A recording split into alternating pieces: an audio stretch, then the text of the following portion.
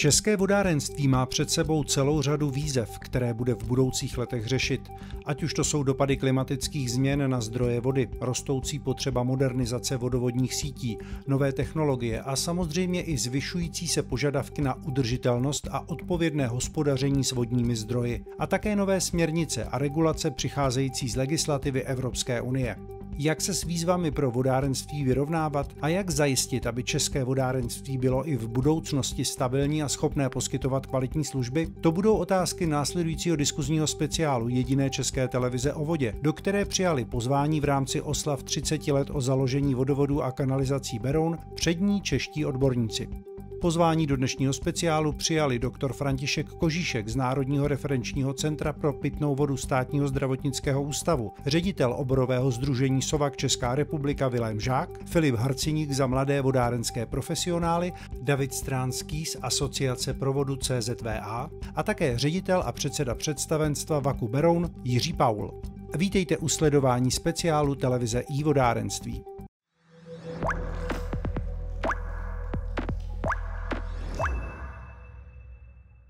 Na úvod jedna úplně prostá otázka. Pánové, v jakém stavu je podle vás dnes po 30 letech české vodárenství? A možná začnu Viléma Žáka, ředitele oborového sdružení SOVAK Česká republika. Dobrý den, dámy a pánové. No, já už si toho hodně pamatuju poměrně, takže si dobře pamatuju 90. léta, speciálně rok 94, kdy stát nevěděl, co s vodohospodářskou infrastrukturou, protože řešil spoustu problémů po ekonomických a politických změnách v roce 89. A tak vodohospodářskou infrastrukturu v rámci velké privatizace převedl na municipality. Převedl ji vám, abyste se o ní starali. A já to můžu říct úplně jednoduše, starali jste se o ní dobře nebo staráte se o ní výborně, protože měřitelné veličiny, které ten obor signifikují, tak jednoznačně ukazují, že vodárenství v České republice ve srovnání s Evropskou unií nebo se zeměmi, s těmi nejlepšími zeměmi Evropské unie v mnoha ohledech patří, když ne do top 10, tak v některých parametrech třeba do top 5, mezi nejlepších 5. Takže já si myslím, že jako Češi často sklouzáváme k takovému tomu sebemrskání, ale co se týká vodního hospodářství, tak tady to rozhodně není na místě. Na druhou stranu je před náma strašná spousta výzev a spousta práce, tak aby ta trajektorie, která má stoupající trend, tak aby pokračovala. My si o těch výzvách budeme ještě dnes povídat. Tohle možná bylo zhodnocení z toho, řekněme, manažersko-odborného a oborového pohledu. Teď možná i hodnocení z pohledu CZVA, tedy Asociace pro vodu, a Davida Stránského. Vy jste vlastně jako asociace takovým odborným garantem toho celého vodárenství. V jaké situaci podle vás ten obor dnes je právě z toho vašeho odborného pohledu? Dobrý den všem. Já jsem se nad tím trošku zamyslel i jako těch 30 let zpátky, kde jsem byl v té době a co jsem dělal. Tak jsem studoval a ta další kariéra šla tím směrem té asociace a té výuky na té vysoké škole. A tady zaznělo, že jsme jako asociace něco jako odborným garantem a já vidím právě v té metodické části, v tom, jak děláme ty věci, jaké prostředky na to používáme, tak vidím obrovskou změnu za těch 30 let. Před těma 30 lety, když jsem byl v tom čtvrťáku, tak můžu porovnat tu výuku, které se mě dostávalo a teď teda se maličko chválím, ale tu, kterou teďka dodáváme studentům, ale všechno je vývoj. Ale už tenkrát jako tam byly ty zárodky toho, že bychom měli používat matematické modely, že bychom měli rozšiřovat třeba monitoring stokových sítí a vodovodních sítí, aby jsme věděli, jak fungují, jak je můžeme optimalizovat. Konec konců viděl jsem tady Karla Prela, který mě tenkrát učil. Mohli bychom zmínit Radka Halouna a Honzu Krejčíka. To byli ty lidi, kteří stáli na začátku těch velkých změn. A já mám velkou radost, že tohle se obrovsky posunulo. Dneska, když se řekne generál odvodnění, tak všichni vědí, co to je. Nikdo se nediví, že se to má zpracovat. Všichni chápou, proč co to je. a v tomhle jsme udělali obrovský kus práce. To znamená, už jenom neudržujeme ty systémy, nesnažíme se tak jako náhodně dělat zásahy, aby fungovaly, ale opravdu jako metodicky, systematicky, velmi precizně jsme schopni je sledovat, hledat, vidět trendy a optimalizovat tu funkci, jak z hlediska samozřejmě ekonomiky, tak i z hlediska té služby těm zákazníkům. Každý obor musí mít také nějakého regulátora, někoho, kdo na něj dohlíží, a v určitých částech je právě tím dohlížitelem Národní referenční centrum pro pitnou vodu Státního zdravotního ústavu. Pane doktore Kožíšku, jak vy se díváte na tu 30letou cestu, kterou české vodárenství ušlo? Dobrý den. Tak já to vidím tak, že se z pohledu té regulace nastavila pravidla a začala se dodržovat. A většinou se dodržují teda až nějaké malé provozovatele. A to byl velký krok, nemyslete si, že třeba před takovými 25 lety sice tady byla nějaká norma na to, jak často se má kontrolovat voda, v jakém rozsahu, ale nebylo to vymáháno. Čili vlastně ty kontroly tehdejší byly takové trochu o dobré vůli toho provozovatele a ten hygienik neměl ani pořádný nástroje právní, jak to vymáhat. Tak to se kolem roku 2000 razantně změnilo a od té doby se nastavila jasná pravidla a dneska se, myslím, jakoby daří těm provozovatelům ty požadavky, ty regulace naplňovat a myslím si, že převážně úspěšně. Děkuji za pohled Státního zdravotního ústavu a možná teď pohled samotného provozovatele z VAKu Beroun Jiřího Pavla. Je ta doba skutečně tak zalitá sluncem a jednoduchá, jak by se z té úvodní části naší debaty mohlo zdát? Je. Já v tom oboru působím taky téměř 30 let a to, co zažíváme teď, tak je naprosto něco neskutečného. Já jsem si třeba ještě před 15 lety nedokázal představit, že by se ten obor mohl takhle rychle a takhle daleko dostat. A já jsem v tomhle celoživotní optimista, ale ty poslední roky mi fakt jako dávají za pravdu, že si můžeme dovolit být optimističtí i do budoucna. Opravdu v tuhle chvíli a vlastně všichni tři pánové, kteří teď mluvili, tak zastupují obrovskou masu odborníků, expertů, ať už jsou to lidi z regulace, nebo jsou to lidi z provozu, nebo jsou to vědci. A všichni dneska dokážou fungovat dohromady a posouvají ten obor opravdu o mílové kroky. Takže ano. Dnes mezi námi není Petr Kubala, ředitel povodí a předseda Povodí Vltavy a předseda Svazu vodního hospodářství, protože ten většinou na tuto otázku odpovídá, že žijeme ve vodním blahobytu. K tomu, abychom ale v tom blahobytu žili i dalších 30 let, tak potřebujeme novou generaci vodohospodářů a tu tady dnes zastupuje Filip Harcyník. A já se možná i jeho zeptám, jak on vidí těch uplynulých 30 let a hlavně těch 30 let do budoucnosti. Bude mít české vodárenství dostatek mladých odborníků, jako jste vy, Filipe Harcyníku?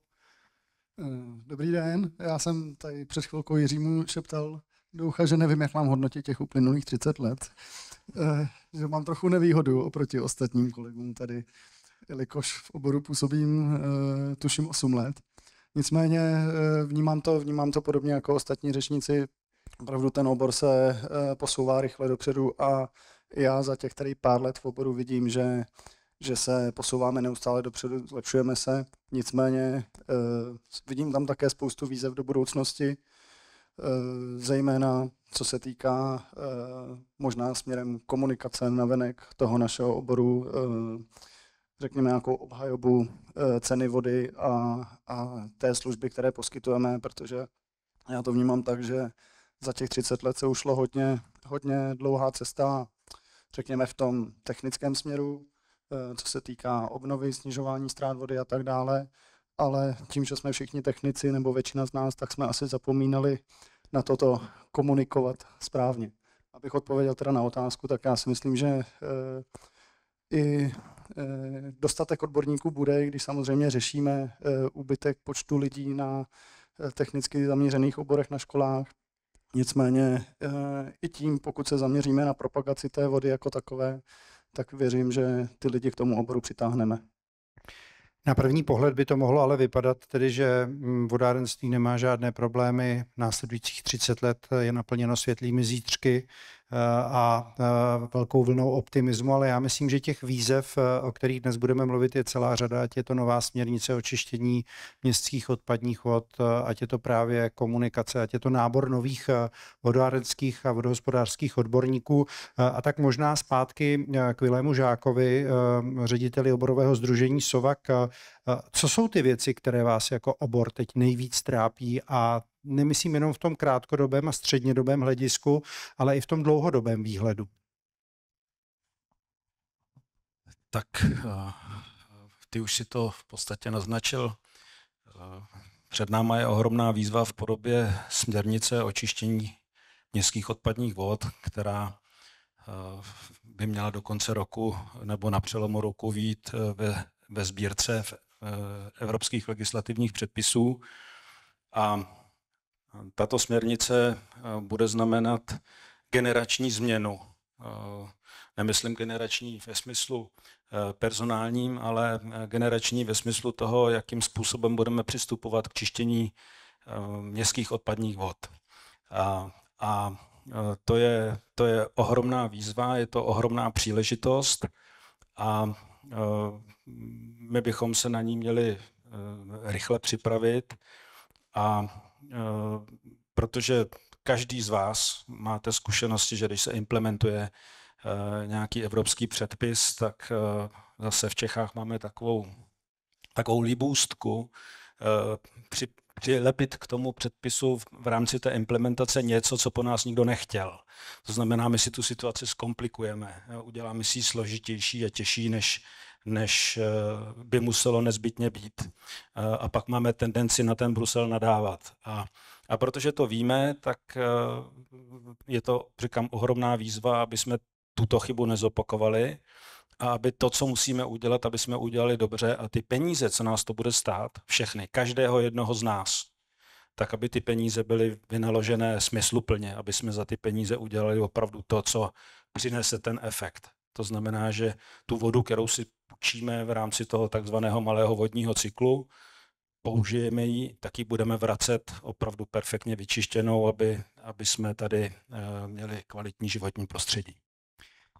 Jiří Paule, jsme na to připraveni ve vodárenském oboru? Bude těch následujících 30 let taková procházka růžovým sadem, jak by se mohlo zdát? Bude to složité, 100% to bude složité, bude to stát velké peníze, dnes se vůbec neví, jestli na to budou přicházet nějaké peníze z Evropské unie, nebo jestli to půjde jenom k tíži producentů, to znamená zákazníků. Ve hře je čištění odpadních vod od léčiv, které by mělo být nějakým způsobem hrazeno farmaceutickými firmami, zatím se neví jak. Ale já zůstanu optimistou. My jsme si poradili ze spoustou věcí, poradili jsme si s podinvestovanou infrastrukturou.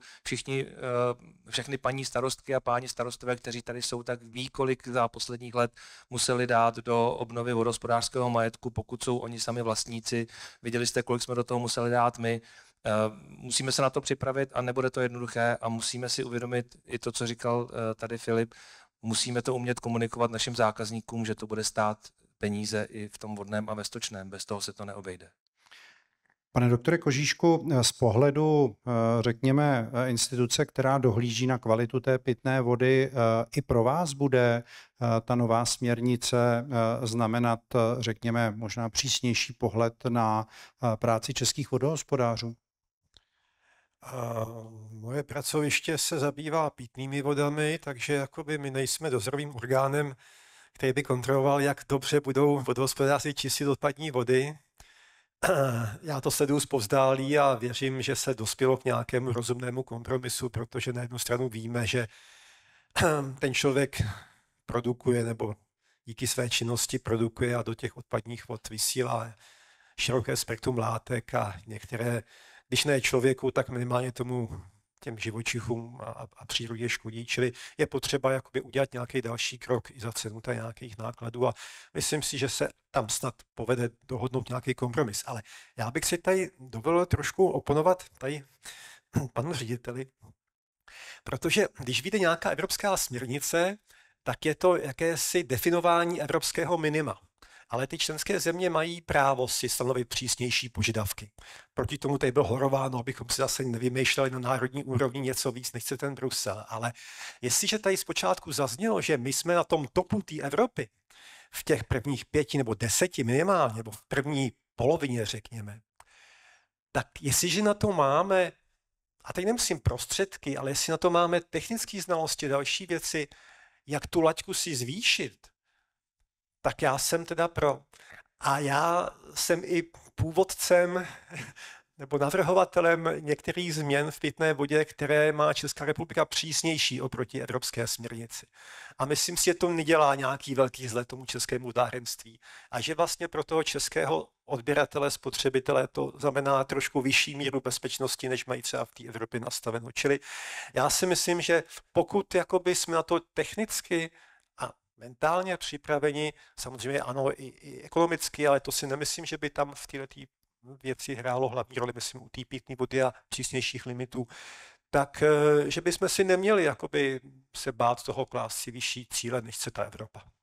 Poprosím o reakci zástupce oborového sdružení SOVAK Viléma Žáka. Možná než si podá mikrofon, tak já stručně ještě řeknu, že ta směrnice městských odpadních vod, očištění městských odpadních vod, když se na to v některých rozhovorech v našem televizním vysílání vodárenské televize ptám odborníků, tak oni říkají, že to je vlastně jednoduché, že jsme taková uzavřená nádoba, co si tady do té kanalizace vylijeme, to si taky vypijeme, protože v podstatě ta voda se nám v té přírodě točí a tak si musíme dávat pozor nejenom na tu kanalizaci, ale i na tu pitnou vodu.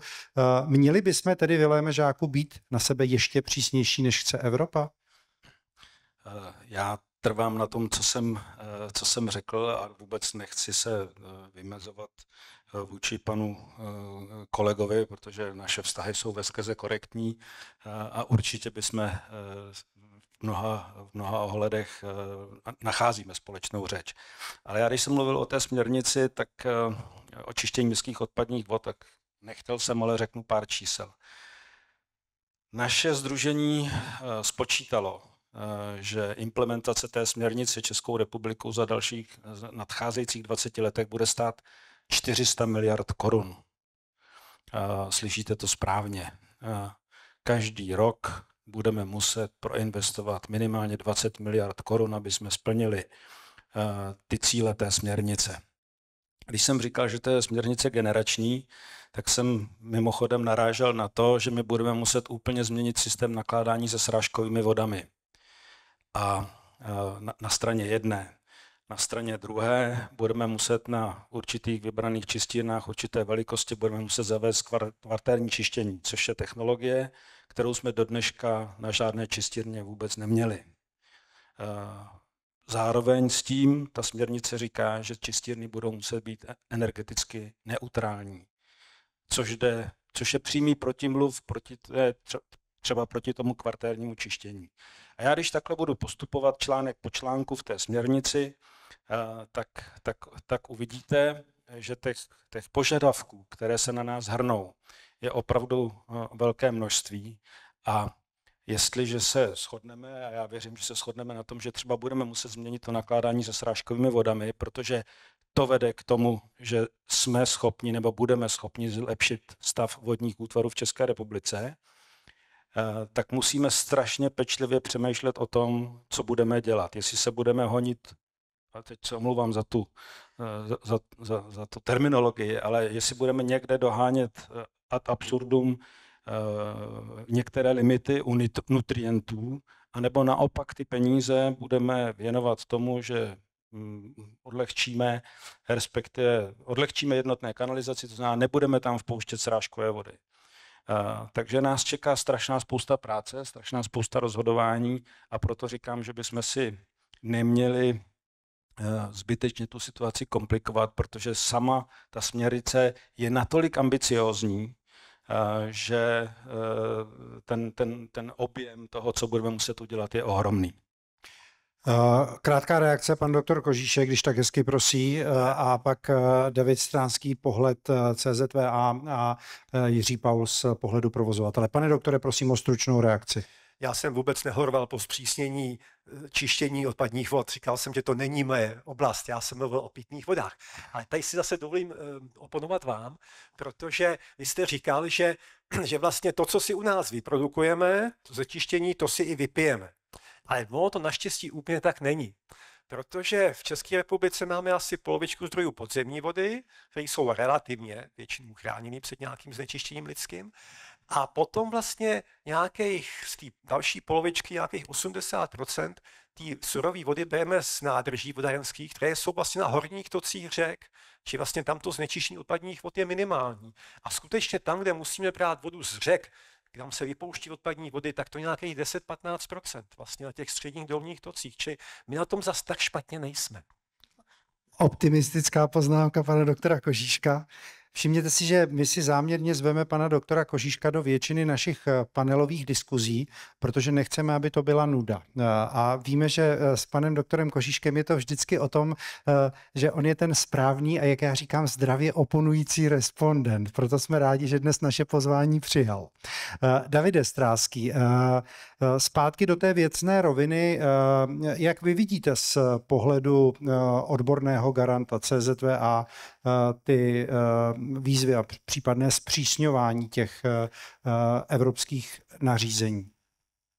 Tak ty výzvy jsou jednoznačně spojené právě s tou směrnicí o čištění odpadních vod. Určitě to je generační záležitost, já bych řekl opravdu doslovně, jo? Protože tam ty poslední termíny jsou v roce 2044, takže pravděpodobně na 50 letech založení Beruna tady bude asi Filip a my ostatní třeba budeme v publiku. Zaslouženě. Ale rozhodně to, co nás čeká, je naprosto zásadní. Já bych ani neřekl, že nás to trápí, ono nás to samozřejmě trápí pracovně z hlediska té implementace, ale ten vývoj je naprosto logický. Prostě všechny obory se vyvíjejí, ta voda, jako mám pocit, byť nejsem odborník na dopravu nebo na něco, tak se vyvíjí opravdu rychle. A to, že se jako zpřísňují požadavky, že se požadují věci, které nám asi všem z většiny přijdou docela logické, neříkám, že všechny, tak dává smysl. A k té dešťové vodě možná maličko rozvedu. Ono sice to je směrnice o čištění odpadních vod, ale právě velmi dbá na to, nebo mimo jiné dbá na to, aby se snížily přepady z odlehčovacích komor. Možná víte, co to je, nebo asi víte, co to je za objekty, že odlehčují teda ne dešťovou vodu, ale směs té dešťové vody s tou vodou odpadní. A ještě před několika lety tato voda nebyla vodou odpadní ze zákona u nás. Teď už vodou odpadní je, ale jako regulace, která je navázaná na odlehčovací komory, je, já to vemu velmi zkratkovitě, ale nedostatečná, nebo za mě jako nedostatečná. A zároveň, pokud tohle chceme dosáhnout a nechceme stavět úplně jako zásadní objemy nový retenční nastokový sítě, tak musíme jít do toho povodí. Musíme dešťovou vodu odpojovat. Musíme s ní hospodařit. Modrozelená infrastruktura. Zase to souvisí s adaptací. A to si myslím, že je jedna z těch obrovských výzev, protože my najednou jako vystupujeme z toho vodářského oboru.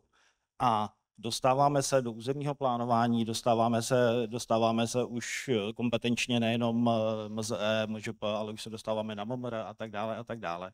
A to si myslím, že jsou obrovské výzvy a mimochodem k ním budeme velmi, velmi potřebovat vaši pomoc jako obcí, protože opravdu hospodaření s dešťovou vodou, ulehčení těm sítím, ale ulehčení i přírodě závisí na tom, jak budeme stavět.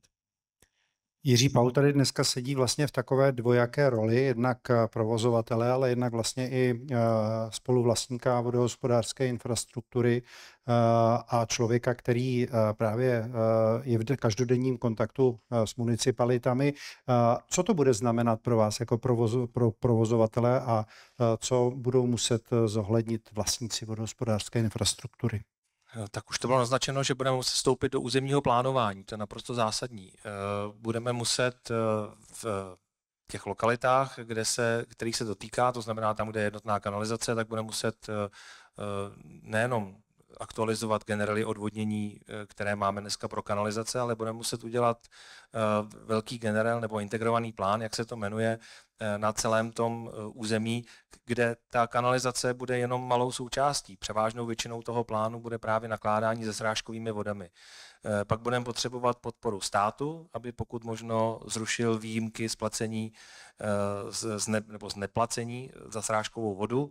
pro veřejné prostory a domácnosti, aby vlastně jsme podpořili to, že všichni, kteří jsou de facto jako vlastníci pozemků nebo nemovitostí, producenti těch srážkových vod, aby s nimi nakládali jinak, než je vypouštět do kanalizace. Takže pro nás se tím otvírá, pro všechny provozovatele, se tím otvírá vlastně trochu nová kapitola, kterou jsme dneska docela, neříkám opomíjeli, ale my jsme z ní byli tak trochu vytrženi. Tak teď se do ní budeme muset naopak jako hodně podívat. A já si neodpustím trošku otupit ty hroty, takže skočím malinko zpátky do té debaty. Řeknu to v jedné větě.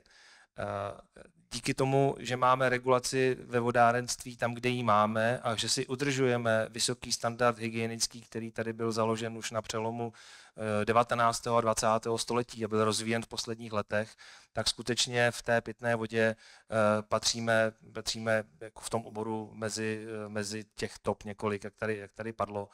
Pomohly tomu rizikové analýzy, je to něco, co ten obor do budoucna ještě bude hodně posouvat a myslím si, že bylo dobře, že jsme právě rizikové analýzy přijali do české legislativy o několik let dříve než všichni ostatní, takže jsme teď, co se týče Evropy, mnohem dál a můžeme z toho profitovat. Ale u té odpadní vody tam skutečně, tak jak tady zaznělo, já to ještě vypíchnu, je mnohem důležitější se na to podívat komplexně, než teda začít to řešit na těch čistírnách. A to je náš největší úkol a největší úkol legislativy, abychom tu směrnici, tak jak je teď připravená, nepřijali jenom tak, že řekneme, a na těch čistírnách musíte udělat tyhle a tyhle technologie. Protože to bychom utratili neskutečné peníze a nepřineslo by to ten kýžený, já skoro si troufám říct, nepřineslo by to žádný efekt. Filip Harcíník tady dnes zastupuje mladou generaci, tak trochu si stýskal, že neví, jakých bylo těch 30 uplynulých let, že pamatuje jenom těch 8 let, ale Filipe, podle toho, co tady dnes zaznívá, tak v těch následujících 30 letech, které čeká vás jako mladé vodohospodářské odborníky, budete mít nejenom o práci, ale i o zábavu postaráno. Jsme na to připraveni? Co vy jako ta mladá generace a výzvy s tou generační směrnicí související?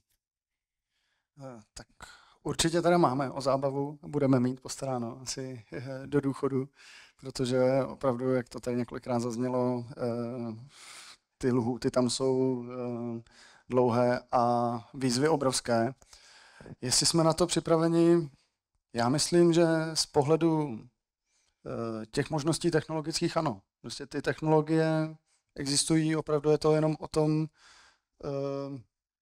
jak dobrou nebo jak kvalitní tu vypouštěnou odpadní vodu chceme a nakolik si této vypouštěné vody ceníme, protože prostě bude to o tom, kolik za to zaplatíme. Takže z pohledu technologie myslím, že jsme připraveni. Limitující určitě budou lidské zdroje, kde prostě, jak už jsem zmiňoval, se těch studentů není tolik jako dříve. A i když samozřejmě jdeme dopředu ve směru digitalizace a moderních technologií, tak prostě ty lidi pořád budeme potřebovat. A jak tady zaznělo, že má být proinvestováno 20 miliard ročně, tak někdo to bude muset nakreslit, někdo to bude muset navrhnout, postavit a samozřejmě to někdo bude muset taky umět provozovat. A možná ještě dodám, někdo to také bude muset zaplatit. A to je možná další oblast, o které teď budeme krátce diskutovat, investice do vodohospodářské infrastruktury a finanční udržitelnost. Zaznělo tady číslo 400 miliard, 20 miliard ročně. Jiří Paule, zase zpátky k pohledu provozovatele a spoluvlastníka vodohospodářské infrastruktury. Máme na to, anebo kde na to vezmeme? Já už jsem to naznačil. Hrozně bude záležet na tom, jestli budou k dispozici evropské dotace, anebo jestli to budeme muset platit v úzovkách ze svého. Vy jste měli možnost v tom videu nebo v tom úvodu, tak jsme vám se snažili ukázat, že my jako VAK Beroun v tuhle chvíli z vybíraného vodného a stočného dokážeme udržovat tu vodohospodářskou infrastrukturu. To znamená, vodné a stočné v regionální ceně je dostatečně vysoké na to, abychom tu infrastrukturu udrželi. Ale abychom postavili nějaké nové technologie, tak by to znamenalo, že bychom tu cenu museli navýšit nebo bychom museli dostat nějaké dotace a víte, že ty dotace nikdy nedostaneme ve 100%, že tam vždycky bude nějaké kofinancování a hlavně ta dotace jenom malinko oddálí to, že se ta cena zase bude muset zvednout, protože když už nějakou investici postavíte, tak už ji potom musíte dále udržovat. Abyste ji mohli udržovat, musíte si vytvořit v těch získávaných penězích dostatečný prostor na to, abyste měli na investice. Jednoduché recepty určitě nefungují, ale přesto se zeptám Viléma Žáka za oborové sdružení SOVAK. Vidíte vy nějaký, nechci říkat jednoduchý, ale prostě recept, jak z téhle situace v těch následujících 30 letech ven, jak to řešit? Tak žádný jednoduchý recept na to samozřejmě neexistuje. Já když jsem mluvil, že to bude stát ročně 20 miliard, tak jsem zapomněl, protože v tom žiju dnes a denně, tak těch 20 miliard je k tomu, co dneska do té infrastruktury dáváme. Nevím, jestli to každý z vás ví, ale roční obrat vodního hospodářství v České republice je zhruba 44 miliard. Zhruba 22 je pitná voda, druhých 22 je voda odpadní, nebo ten obor vody odpadní, takže když jsem říkal 20 miliard ročně, tak jsem myslel 20 miliard ročně k těm 22 miliardám, které jdou do toho oboru kanalizací. Takže žádný jednoduchý recept není. Na druhou stranu se omlouvám, že budu teď taky trošku školomecký, ale pořád platí, že Česká republika je střechou Evropy a my disponujeme jenom tou vodou, která nám, když se kouknu z okna, naprší. Jinou prostě nemáme, jinou sem dostat odnikud neumíme, nejde to, nikdo nám ji neprodá. To znamená, my se o tu vodu musíme postarat tak, aby jsme ji pro další generace měli. Zní to jako klišé, ale je to prostý fakt. A zároveň platí, že každá domácnost v České republice, i tam, kde je lokálně voda nejdražší, nepřekračuje až na úplné výjimky 2% domácí spotřeby, toho domácího koše spotřebního. To znamená, že každý z nás zaplatí třeba za telefon víc než za pitnou vodu. Dneska spotřebováváme v České republice něco přes 80 litrů na hlavu a den. To znamená, že to množství vody, které spotřebováváme, stále klesá. A já se osobně domnívám, že se už blížíme nějakému minimu, minimu, takže ty poklesy už větší nebudou. To znamená, že když na to žádné peníze nedostaneme odjinud, tak zkrátka to bude tou cestou zdražování stočného. Je to nepopulární, prostě, ale je to tak. Jestli budeme chtít ty cíle dosáhnout, ty, které té směrnice nám přináší, a je to povinnost jako členského státu, tak to budeme muset prostě promítnout do ceny stočného. A samozřejmě se zúročí to, když nějaká vodohospodářská společnost, kterých je na území České republiky opravdu hodně, tak když v těch uplynulých 30 let fungovala tak jako Beroun například, to je dobře, tak samozřejmě ty náklady, které bude muset zaplatit v těch příštích 20 letech, tak zase na druhou stranu nebudou tak vysoké jako ty, kteří hospodařili špatně a mají tu infrastrukturu vybydlenou, když to řeknu. Takže to je moje odpověď. Doposud jsme hodně diskutovali o kanalizaci a odpadních vodách, co nás čeká v následujících 30 letech. Využiju možná toho, že mezi námi je právě pan doktor Kožíšek. Pane doktore, těch následujících 30 let z pohledu pitné vody čeká nás ještě nějaká, řeknu, další velká výzva. Vy jste to nakousl, říkal jste, že z pohledu pitné vody patříme nejenom v kvalitě, ale i řekněme v tom zásobování k české špičce, ale přesto z vašeho pohledu výzvy uplynulých nebo budoucích dekád v pitné vodě? Nevím. Upřímně řečeno, teď vlastně se chystá sice nová směrnice na čištění odpadních vod, ale před 4 lety vyšla nová směrnice na pitnou vodu, která nastolila vlastně nějaký trend na další desetiletí, nejméně tak 20 let odhaduji. A ta má v sobě několik mechanismů, které dřív nebyly. Za prvý, pokud se zjistí, že nějaká látka se v pitné vodě vyskytuje, škodí a by mohla škodit a my ji nesledujeme, tak bude mnohem snazší pro Evropskou komisi tu látku zařadit na takzvaný watchlist, jakoby seznam nově stanovených ukazatelů a ty členské země budou muset vlastně tu látku sledovat. To prostě odráží to, že těch látek je v tom prostředí spousty a že ty naše analytické a možnosti a znalosti o toxikologii prostě stoupají. Na druhou stranu, to, co vlastně tam je za mechanismus, taky nový je, a to se mi líbí, a to je právě podpořeno tou rizikovou analýzou, že by se nemělo ke každému vodovodu přistupovat úplně stejně. V tom smyslu, vy tady musíte sledovat těch 100 látek a basta. Vlastně, ne? Teď vlastně je ten koncept takovej, že vlastně by to mělo být flexibilní a že by na základě té rizikové analýzy a nějakých předchozích jakoby řady výsledků se mohla ušít ta povinnost sledovat nějaký okruh látek tomu danému provozovateli na míru. To znamená, že někdy jim stačí třeba sledovat pravidelně 20 ukazatelů, jinde 50 prostě, jo. Může to být flexibilní tak, aby to odráželo ty rizika a potřeby toho daného místa. A já jsem myslel, že když toto vznikalo, že ti budou úplně nadšení ty vodohospodáři. A oni nejsou, protože laboratoře říkají, no to by bylo tak složitý, kdyby jsme věděli, že tamhle dělají jenom 15, tamhle 45, prostě, no to my radši budeme dělat všude všechno a bude to pro nás snažší. Ale v době, kdy se tady děláme pokusy s umělou inteligencí, nebo ani s tou, ne, prostě máme spoustu digitálních možností, tak si myslím, že prostě pro moderní laboratoř prostě udělat nějaký program, to by asi i můj 18letý syn byl schopný naprogramovat prostě, jo. Udělat program prostě, který řekne prostě, tak v tom čísle vzorku se udělá to a to a to a to, nemůže být velký problém, jo. Tak tady si myslím, že je taky jedna z výzev, jak někde ušetřit, pokud si najdu mechanismus vlastně, jak rozlišovat, jestli v dolní lhotě udělám 52 ukazatelů a v nějaké jiné obci jich udělám 32 a v dalších 155. Prostě, jo. Protože tam se skutečně ty peníze dají ušetřit, si myslím. Tolik tedy výzvy, které nás čekají v následujících dekádách českého vodárenství. Před námi je posledních pár minut dnešní panelové diskuze, a tak já bych možná poprosil naše účastníky o to, co by popřáli do 30 dalších let českého vodárenství.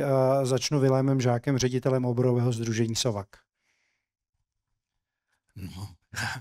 Já si myslím, že to bude docela jednoduché. Tak já jsem soused, že bydlím tady přes kopec, doslova do písmene, a zakládal jsem sousední vodárenskou společnost, takže Berounsko samozřejmě bedlivě sleduju a vím, že vedení berounské společnosti je špičkový.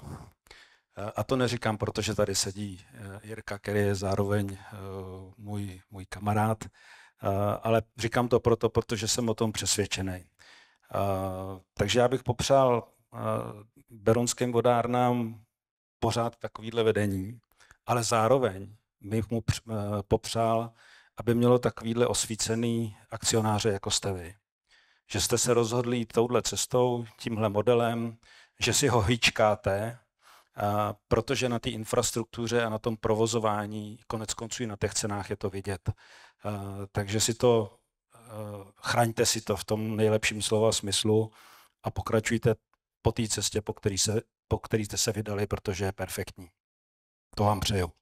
Přání Davida Stránského nejenom VAKu Beroun, ale i vodohospodářskému oboru do dalších 30 let.